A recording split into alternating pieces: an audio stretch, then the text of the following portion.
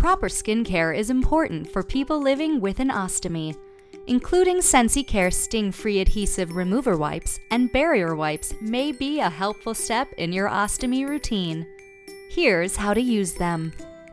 Sensi sting-free adhesive remover wipes may assist in removing your pouch and adhesive residue left over after removal. Start by removing the wipe from the sachet and unfolding. If you are removing your pouch, begin by gently peeling back the wafer.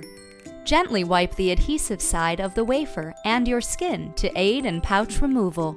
Once pouch is removed, the wipe can be used to assist in removing any remaining adhesive on the skin around your stoma. Sensi sting-free barrier wipes create a barrier film that protects the skin from the damaging effects of adhesives, body waste, and enzyme attack.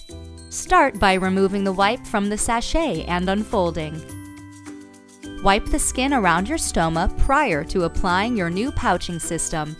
It dries quickly, allowing you to put on a new pouch right away. Sensi sting-free adhesive remover and barrier are also available in easy-to-use sprays. Wipes and sprays are available for purchase now at StomaBags.com.